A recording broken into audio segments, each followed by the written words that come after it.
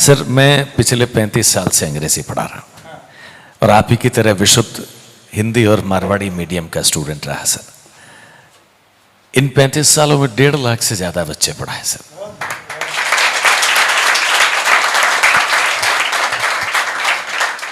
IAS भी हैं sir, IPS भी हैं, आईआरएस भी हैं, आरएएस हैं, आरजेएस हैं, नासा में भी है सर। पहले मुझे लगता था कि मेरा स्टूडेंट नासा में नहीं है, लेकिन अब नासा में भी है सर।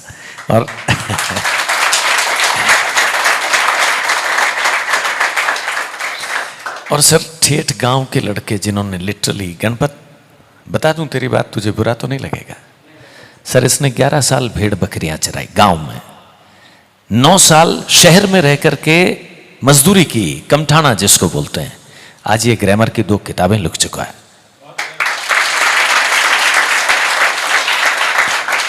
सैकड़ों बच्चों को रोज पढ़ाता है सर। अभी किशोर सर विचार बन गए सर। इस बीकानेर शहर में मेरे कम से कम 500 स्टूडेंट्स पढ़ा रहे हैं सर। जी सर, बीकानेर शहर। कोई college, university, coaching class, school में जितने अंग्रेजी के लेक्चरर हैं सर, वो सब यहीं के हैं सर।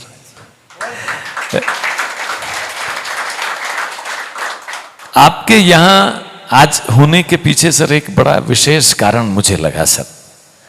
सार्वजनिक जीवन जीते हैं सर, बहुत सारे आईएएस आईपीएस देखते हैं सर, और आपकी बात बिल्कुल ठीक है, वो अपनी लाइफ में खुश हैं। लेकिन आपको पहला ऐसा अधिकारी देखा जो सड़क पर खुश है, पहला ऐसा अधिकारी देखा जो लोगों के बीच में, और जब इन्हें जो फैसला लेना होता है इमीडिएट फैसला लेकर के वो काम एग्जीक्यूट करते हैं। आज डॉक्टर नीरज के पवन यहां पर एक आईएएस की कैपेसिटी में तो है ही, लेकिन इससे भी ज्यादा एक संवेदनशील इंसान है जो व्यक्ति की तकलीफ को समझते हैं और तुरंत फैसला लेते हैं। और आज अगर कोई सबसे सुलभ, इतने बड़े अधिकारी, डिविजनल कमिश्नर 4 जिलों के मालिक होते हैं सर, 24/7 अवेलेबल है किसी के लिए भी।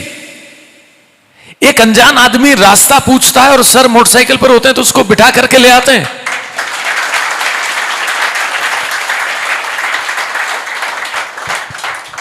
हमने सर हवलदार से एएसआई बनने पर लोगों की बॉडी लैंग्वेज बदलते देखी है सर।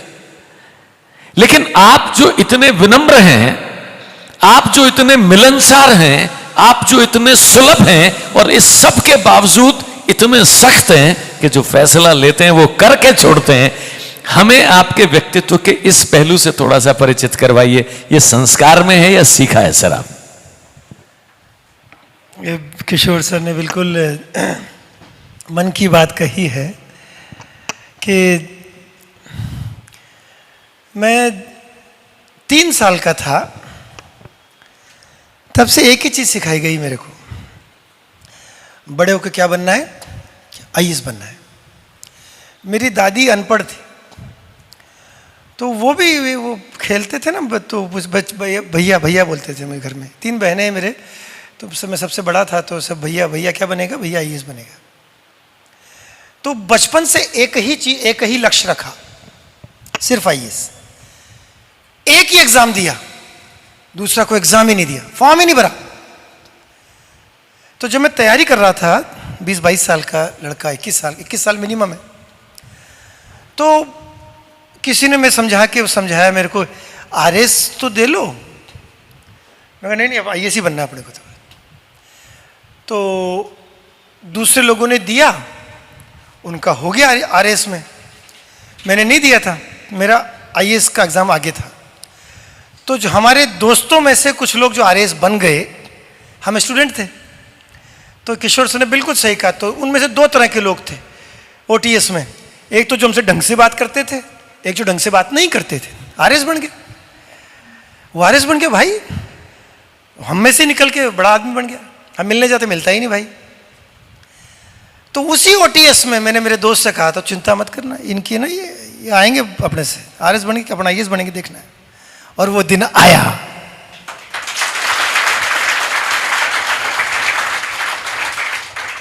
आरपीएससी की घास पे बैठ करके एक सपना देखा कि अगले साल यूपीएससी की घास पे बैठेंगे। आरपीएससी अजमेर में मेरी उम्र कम थी, तो मेरे 2 भाइयों का आरएएस का इंटरव्यू था। तो हमारे तीनों भाई हम साथ साथ ही जाते थे, हमेशा कहीं भी जाते साथ साथ ही जाते थे। आज कमल पंजाब में है, नीरज राजस्थान और सुरेंद्र दिल्ली में है। 3 भाई हैं, तीनों आईएएस हैं। और जो डिटर्मिनेशन, ये कहाँ से आता है? ये आता है आपके खुद से किए गए वादों से। ग्लास में ऊपर से कितना भी डालो, नाभि से जो निकलेगा ना, वो पूरा पूरा ऊपर से पूरे आपके शरीर को प्राणायाम देता रहेगा। आप ये मान के चले, खुद से आपने क्या क्या वादे किए।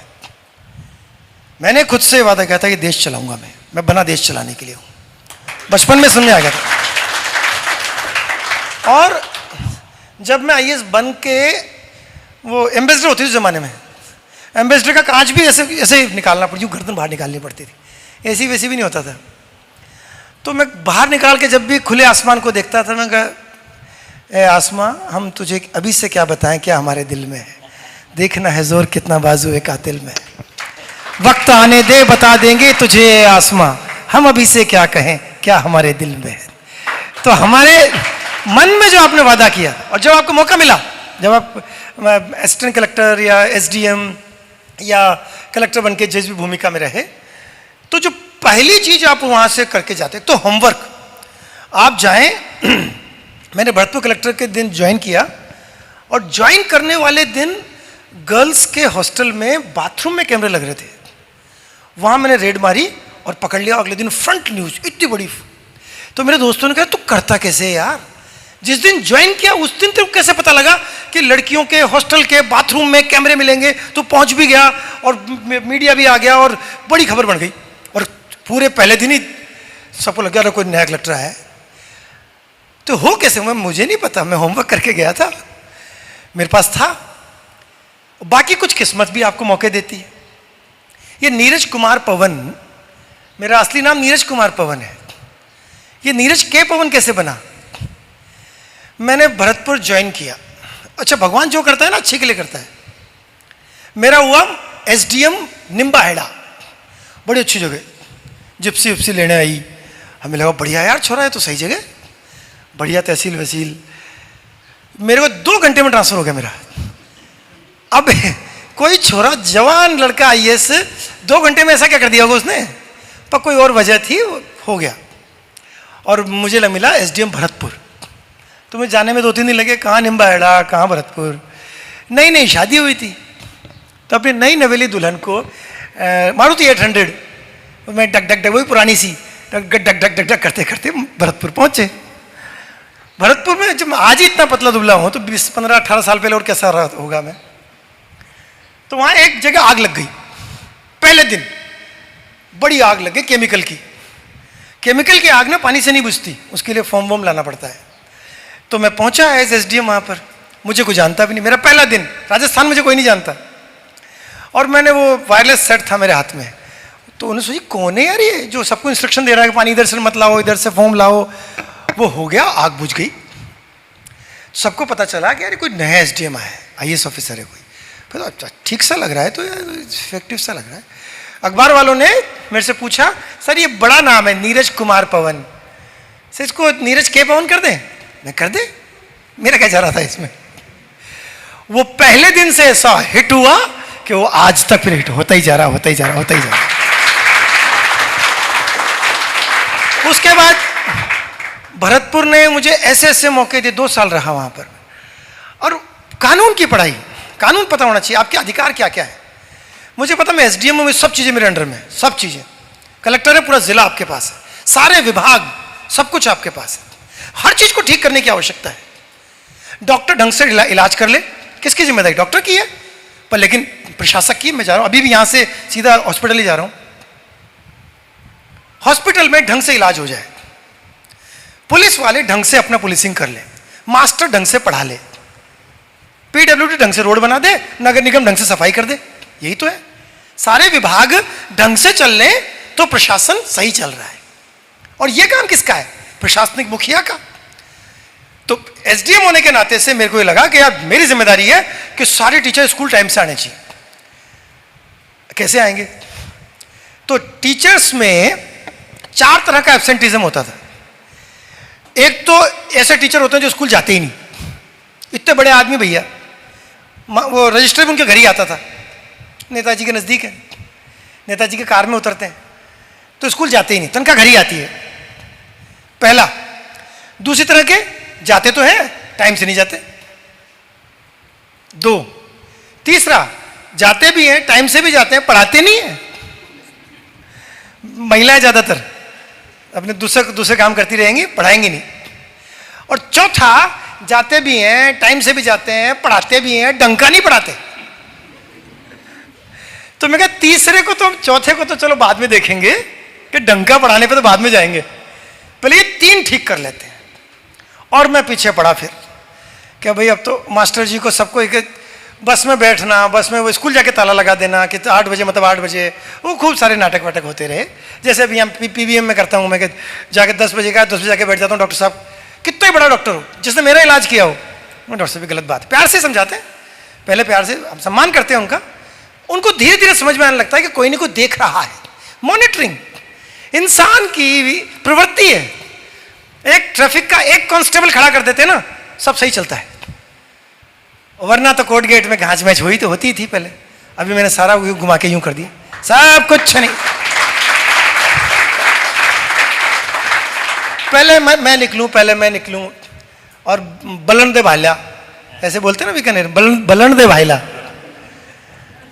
तो वही कुर्सी को मैंने ठीक किया कि क्यों बलन दे भाईला, नहीं बलन दे भाईला, हम तो ठीक करके रहेंगे इसको। और हमने ठीक किया, थोड़ा सा टाइट किया, थोड़ा सुधारा।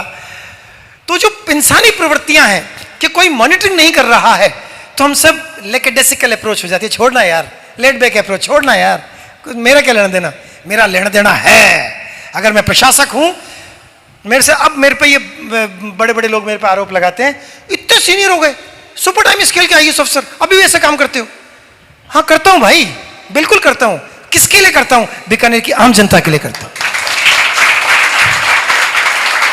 वो काम तो पटवारी का है, वो काम तो नगर निगम का है, कि UIT का है, सारे काम पुलिस का है। मैं हाँ बिल्कुल है, वो कर लेते तो अब तक चल हो ही जाता ना, वही ढंग से नहीं कर रहे। वो जो चौथा मेरा था, ढंग से करवाऊंगा, वो ढंग से करने चालू हो गया तो सुधर गया, बीकानेर सुंदर लगने लग गया।